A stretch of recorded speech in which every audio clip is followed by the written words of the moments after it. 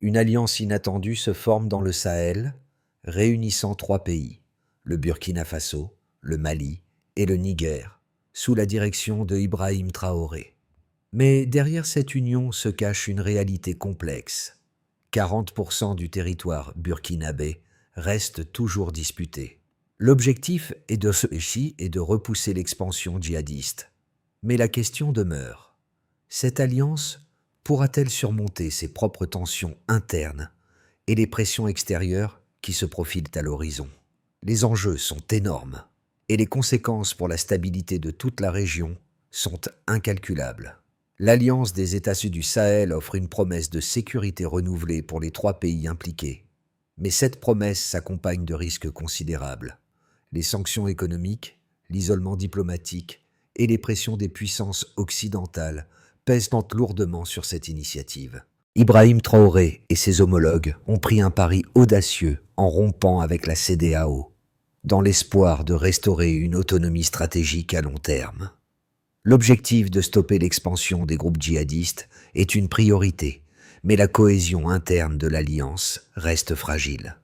Si les tensions entre les membres de l'Alliance ne sont pas rapidement résolues, elles pourraient compromettre toute cette initiative. En revanche, si l'Alliance parvient à maintenir son unité et à faire face aux défis géopolitiques, elle pourrait offrir une nouvelle dynamique pour la région du Sahel.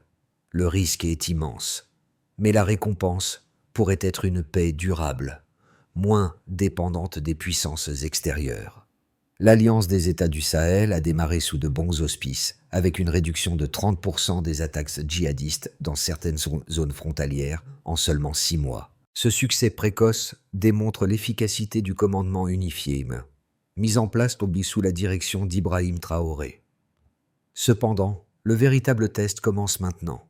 Avant l'Alliance, les trois pays étaient incapables de se coordonner efficacement, ce qui permettait aux groupes djihadistes de se déplacer librement entre les frontières, comme s'il n'y en avait pas. Mais grâce à cette nouvelle structure, les opérations militaires peuvent maintenant être menées en moins de 48 heures, ce qui représente un bond en avant considérable. Le partage des renseignements entre le Burkina Faso, le Mali et le Niger est devenu plus fluide et plus rapide, augmentant ainsi la capacité de ces pays à se défendre contre les menaces communes. Malgré ces progrès, des défis de taille subsistantes. Les puissances étrangères, notamment la Russie et la Chine, apportent un soutien crucial, mais leur intervention risque de créer des dépendances géopolitiques problématiques. L'isolement diplomatique des trois pays et les sanctions économiques de l'Occident pourraient affecter leur capacité à maintenir cette cohésion à long terme. L'un des plus grands défis à venir sera de maintenir cette dynamique de coopération militaire sans permettre aux divergences politiques internes de fissurer l'alliance. Si cette stabilité politique est mise à mal, les gains militaires réalisés jusqu'à présent pourraient être perdus, offrant une nouvelle opportunité aux groupes djihadistes pour se réorganiser et regagner du terrain. Ibrahim Traoré, à la tête de cette alliance, incarne une vision radicale de la souveraineté et de la sécurité pour le Sahel. Son leadership repose sur un choix audacieux, la rupture avec les anciennes structures régionales comme la CEDEAO, jugées inefficaces face à l'aggravation des crises sécuritaires. Sous sa direction, la centralisation du commandement militaire a permis une coordination plus rapide entre les armées burkinabè, maliennes et nigériennes. Par exemple, une opération menée conjointement dans la région de Yaga, entre le Burkina Faso et le Mali, a permis de neutraliser un groupe djihadiste en moins de 24 heures. Un exploit qui n'aurait pas été possible dans le passé.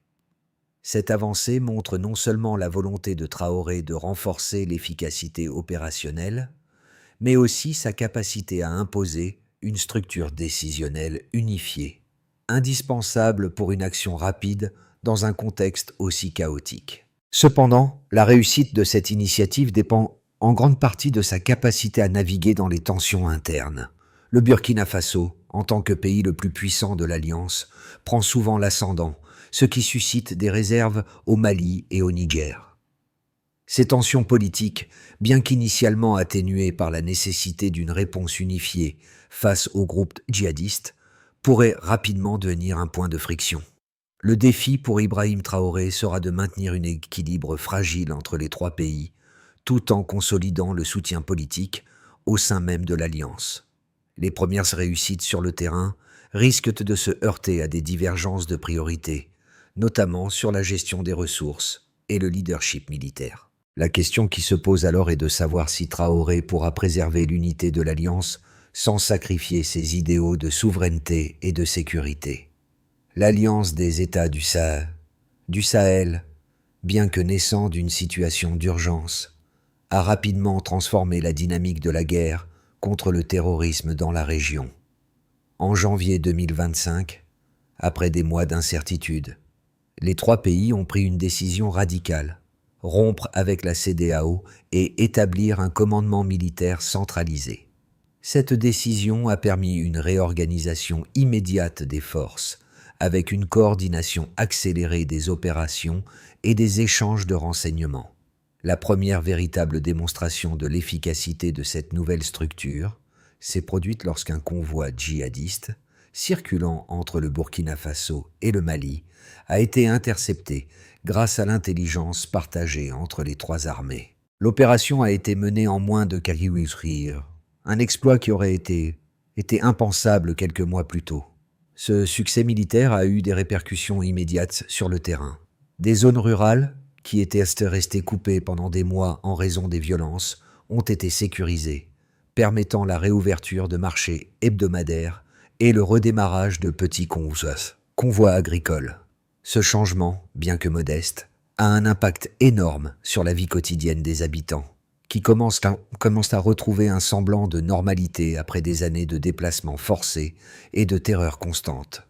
Cependant, ce tableau positif cache des défis sous-jacents. La centralisation du pouvoir militaire et la rapidité des opérations ont montré l'efficacité du modèle. Mais cette efficacité ne pourra être maintenue que si les tensions politiques entre les trois pays restent sous contrôle. Le Burkina Faso, étant le membre le plus puissant, exerce une influence croissante, ce qui ne manque pas de provoquer des réticences au Mali et au Niger, qui craignent une domination burkinabé dans les décisions stratégiques. À l'échelle internationale, les puissances occidentales ont réagi avec scepticisme, redoutant que cette rupture avec la CEDEAO ne mène à un isolement diplomatique accru. Les sanctions économiques se sont intensifiées, et les critiques sur la direction prise par Ibrahim Traoré n'ont cessé d'affluer. Cependant, les pays du Sahel ont trouvé un soutien crucial auprès de nouvelles alliances géopolitiques, notamment la Russie, la Chine et la Turquie, qui ont fourni un appui militaire et économique essentiel pour pallier la perte de partenariats traditionnels. Ce soutien, bien qu'indispensable, comporte des risques. La dépendance accrue à ces puissances non occidentales pourrait fragiliser davantage la souveraineté des États sahéliens et les amener à une nouvelle forme de dépendance géopolitique, bien différente de celle qu'ils avaient avec les anciennes puissances coloniales. Derrière ces succès militaires et ces ajustements géopolitiques se cache un paradoxe. Bien que l'Alliance réussisse sur le plan tactique, sa structure politique reste fragile. Les divergences sur la répartition du pouvoir, les priorités stratégiques et le leadership militaire risquent de miner l'unité de l'Alliance. Le Burkina Faso, dirigé par Ibrahim Traoré, occupe une position dominante, mais cette situation peut se retourner contre lui si le Mali et le Niger se sentent marginalisés ou lésés par des décisions perçues comme unilatérales. Ce manque de consensus interne pourrait devenir une vulnérabilité majeure pour l'Alliance, mettant en péril les gains militaires réalisés jusqu'à présent. L'équilibre délicat entre ces trois nations, toutes avec des histoires et des intérêts différents, reste la clé de la pérennité de cette coopération. L'efficacité de l'Alliance des États du Sahel se mesure désormais par des indicateurs clairs et quantifiables. L'un des premiers résultats visibles est la réduction des attaques djihadistes dans les zones frontalières. En seulement 6 mois, le nombre d'attaques a chuté de près de 30%, un chiffre significatif qui témoigne du succès de la coopération militaire. Cette baisse est attribuée à la centralisation du commandement, qui a permis une réponse plus rapide et plus coordonnée entre les armées des trois pays. Les échanges de renseignements entre le Burkina Faso, le Mali et le Niger se sont intensifiés, ce qui a permis de mieux anticiper et d'intercepter les mouvements des groupes djihadistes avant qu'ils ne puissent mener des attaques. Ce système de renseignement intégré a grandement renforcé l'efficacité des opérations militaires, réduisant les délais d'intervention et améliorant la précision des frappes.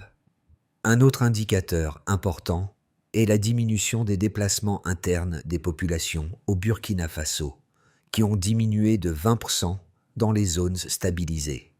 Ce phénomène reflète une perception croissante de sécurité parmi les civils, qui commencent à retourner dans leur village et à reprendre une vie normale. Cette réduction des déplacements forcés est un signe tangible que l'Alliance a permis de restaurer une certaine forme de stabilité dans des régions qui étaient auparavant trop dangereuses pour y vivre. Les familles peuvent à nouveau circuler et reprendre des activités économiques, bien que la situation demeure fragile dans certaines zones. Enfin, la réduction de la violence dans des zones stratégiques contrôlées par l'Alliance a été mesurée à 15%. Bien que cette baisse soit partielle, elle montre que les opérations conjointes des trois armées perturbent les routes logistiques des groupes djihadistes. Ces zones, qui étaient autrefois des points de passage pour les attaques transfrontalières, sont maintenant de plus en plus sécurisées grâce aux actions coordonnées. Cependant, cette baisse de la violence reste fragile et dépend largement de la continuité des efforts militaires et de la cohésion interne de l'Alliance. Les commandants militaires notent que ces résultats pourraient être inversés si la coopération entre les trois pays venait à se dégrader ou si les groupes djihadistes parvenaient à s'adapter à cette nouvelle dynamique. Ces trois indicateurs, la baisse des attaques djihadistes, la réduction des déplacements internes et la diminution de la violence dans les zones stratégiques, montrent que l'Alliance a déjà réalisé des progrès significatifs. Cependant, il reste des défis à relever. Les tensions internes entre les pays membres de l'Alliance, les divergences sur les priorités militaires et les pressions diplomatiques externes risquent de compromettre ces acquis. Les résultats obtenus jusqu'à présent sont encourageants, mais leur pérennité dépendra de la capacité des trois États à maintenir une coopération solide et à gérer les défis internes et externes qui se présenteront. L'Alliance des États du Sahel, bien qu'efficace sur le plan militaire, fait face à des critiques concernant sa viabilité à long terme. Deux visions s'affrontent concernant cette initiative. La première, favorable à l'Alliance, soutient que la centralisation du commandement et la coopération renforcée sont les seules solutions viables pour faire face à l'énorme menace djihadiste. Les partisans de cette approche soulignent que la coopération entre le Burkina Faso, le Mali et le Niger est un progrès considérable par rapport à la fragmentation du passé, où chaque pays menait ses propres opérations sans coordination. Cette nouvelle structure permet des réponses plus rapides et plus ciblées, essentielles pour contrer les groupes djihadistes qui se déplacent rapidement à travers les frontières. Les résultats mesurables, comme la réduction des attaques djihadistes de 30% dans certaines zones, témoignent de l'efficacité de cette approche. Pour ses partisans, l'Alliance représente une réponse à une situation désastreuse où les anciennes structures régionales comme la CEDEAO ont échoué. La rupture avec la CEDEAO, bien que coûteuse sur le plan diplomatique, a permis aux trois pays de prendre leur destin en main en réorientant leurs priorités militaires et politiques vers une stratégie plus autonome et cohérente. La coopération avec des partenaires non occidentaux, notamment la Russie, la Chine et la Turquie, est vue comme un moyen de contourner l'isolement imposé par l'Occident et de réduire la dépendance aux puissances occidentales. Cette indépendance accrue pourrait permettre aux pays du Sahel de renforcer leur souveraineté sans les pressions externes habituelles. Cependant, une autre lecture de l'Alliance soulève des préoccupations majeures.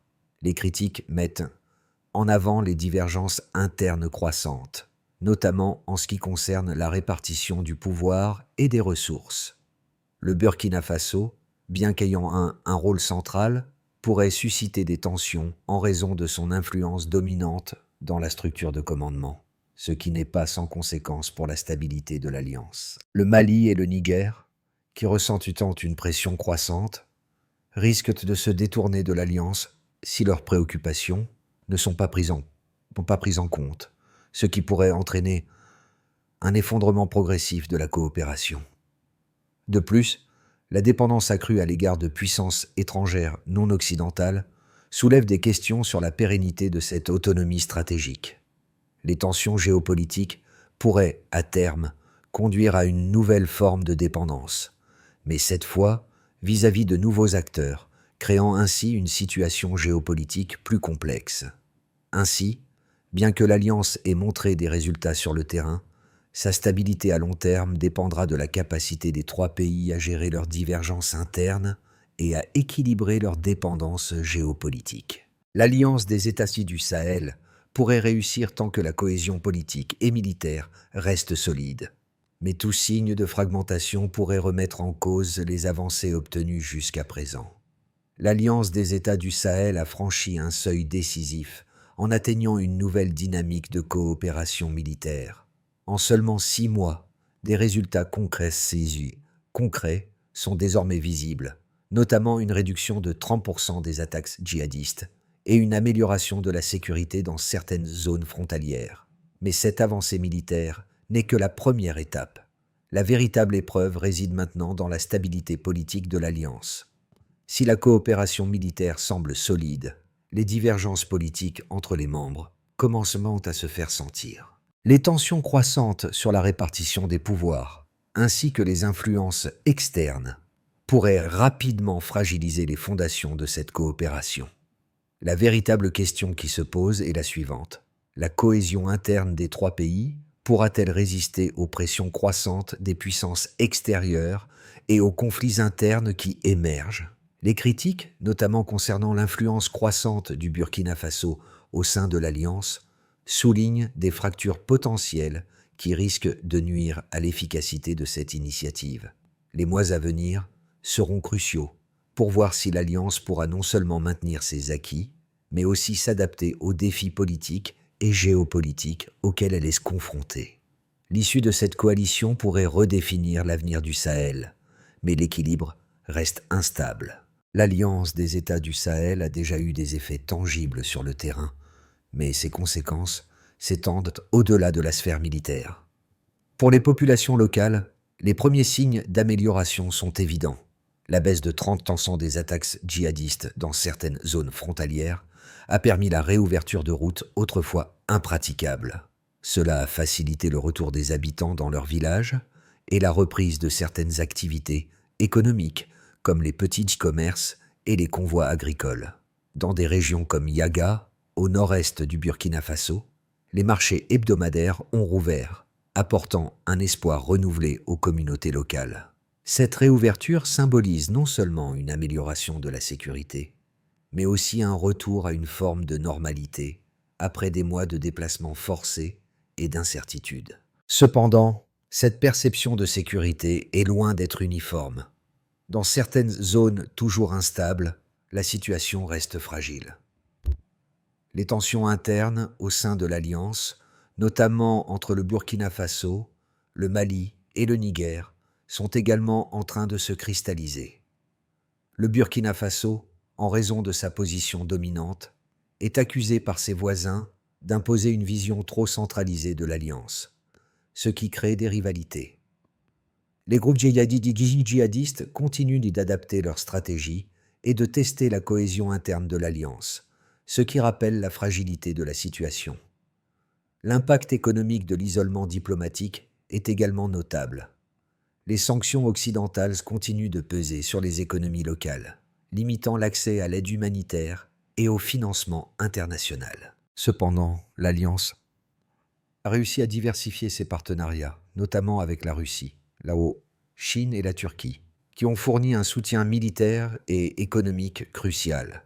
Cette dépendance accrue aux puissances non occidentales soulève des questions sur la pérennité de la souveraineté régionale, et il est encore trop tôt pour déterminer si cette approche pourra permettre aux pays du Sahel de maintenir leur autonomie sans succomber à de nouvelles formes de dépendance géopolitique. Ainsi, bien que l'Alliance ait offert des résultats tangibles sur le terrain, elle doit encore naviguer dans une mer d'incertitudes politiques et géopolitiques. Les répercussions à long terme de cette initiative dépendront de sa capacité à surmonter ces divergences internes et à maintenir une ligne commune face aux pressions extérieures.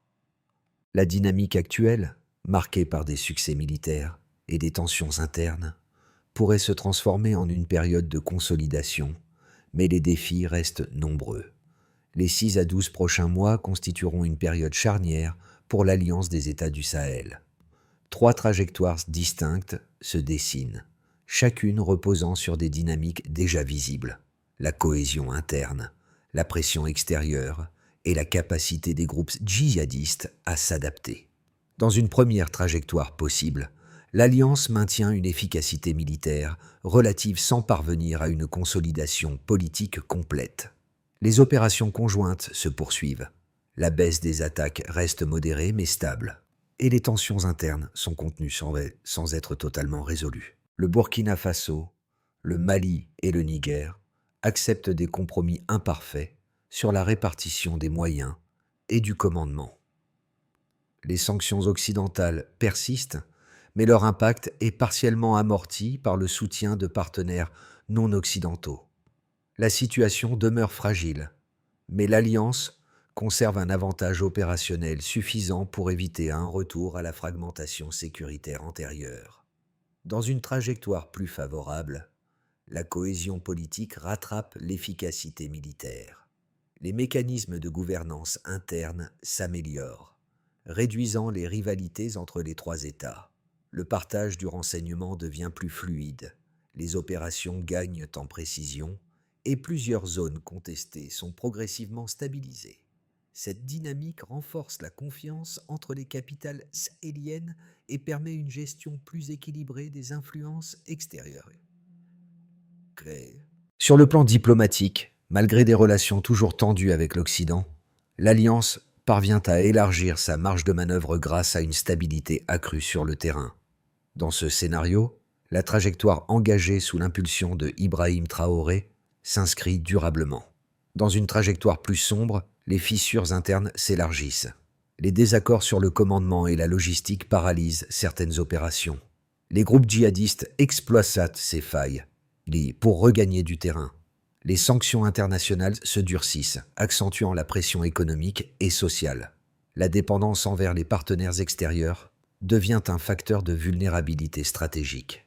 Dans cette configuration, l'Alliance s'enlise dans une logique d'usure, perdant progressivement les gains obtenus. Une leçon s'impose à travers ces scénarios.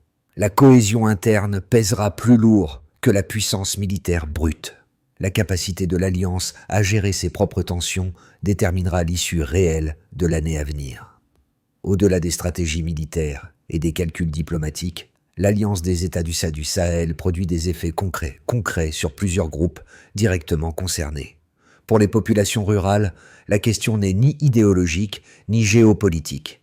Elle est immédiate.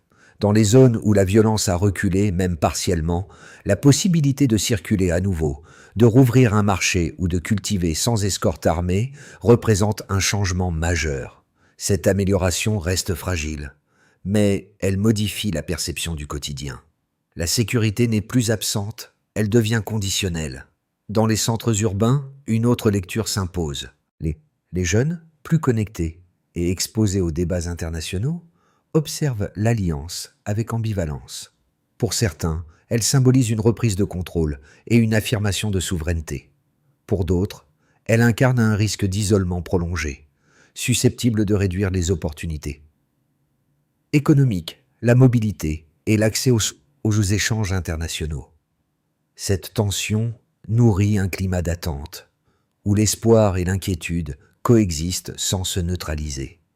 À l'extérieur de la région, les diasporas sahéliennes suivent l'évolution de l'Alliance avec une attention particulière. Elles perçoivent les succès militaires comme une source de fierté, mais redoute les effets des sanctions et de la polarisation géopolitique sur les familles restées au pays. Les transferts financiers, la stabilité sociale et l'image internationale du Sahel sont directement affectés par cette trajectoire incertaine. Ces trois groupes partagent une attente commune, de la clarté. Ils cherchent des signaux durables, capables de confirmer que les progrès observés ne sont pas temporaires. L'avenir de l'Alliance se jouera aussi dans cette capacité à transformer des gains militaires en stabilité vécue, lisible et crédible pour ceux qui en subissent les conséquences au quotidien. Pour que l'Alliance des États du Sahel consolide ses acquis et évite une fragmentation progressive, une feuille de route devient indispensable. Cette étape marque le passage d'une coordination réactive à une gouvernance structurée, capable de durer dans le temps. Sous l'impulsion politique assumée de Ibrahim Traoré et de ses homologues, plusieurs leviers concrets peuvent être activés sans transformer l'Alliance en une architecture lourde. D'abord, la gouvernance du commandement.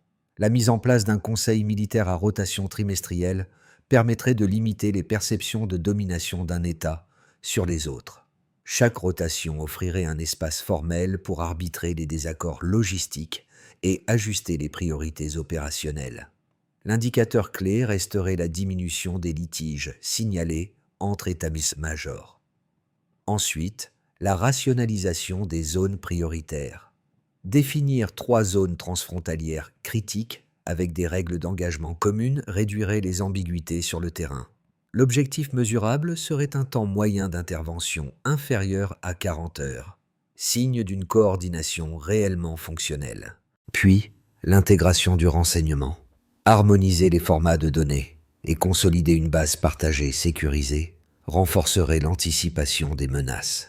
Le suivi porterait sur le taux d'incidents neutralisés avant passage à l'action hostile.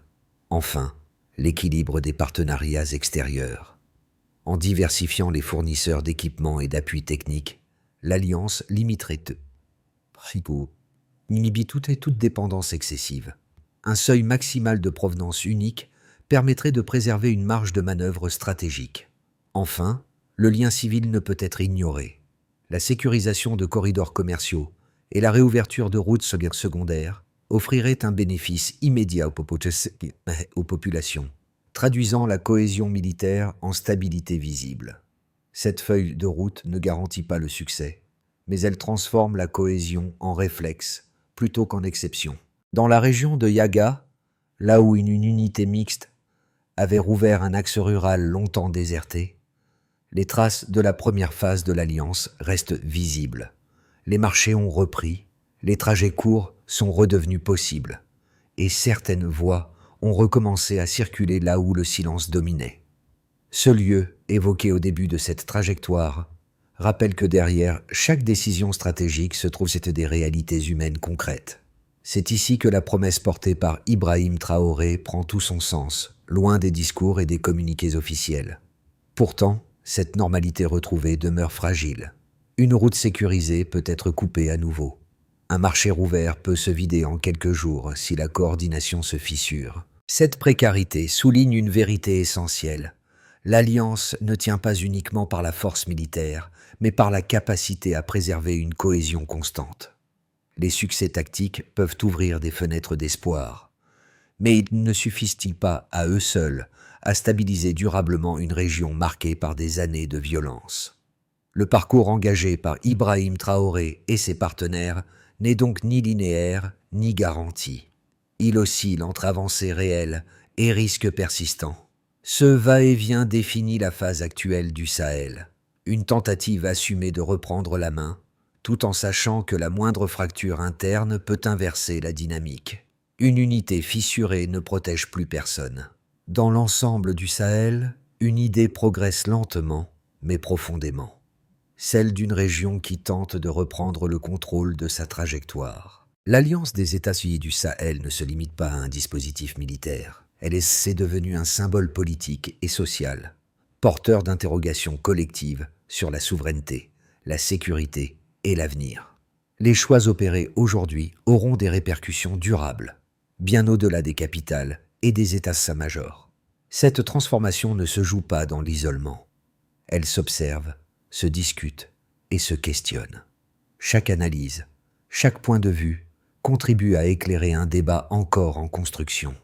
Comprendre les dynamiques, l'œuvre, c'est déjà participer à la recherche d'équilibres plus durables, capables de protéger les populations sans enfermer la région dans de nouvelles dépendances. La trajectoire portée par Ibrahim Traoré et ses partenaires reste ouverte. Elle peut conduire à une stabilisation progressive, comme à une phase de tension prolongée. Tout dépendra des choix à venir, de la capacité à maintenir l'unité et à transformer les avancées militaires en stabilité vécue. Quelle orientation pensez-vous que le Sahel est réellement en mesure de suivre dans les prochains mois ?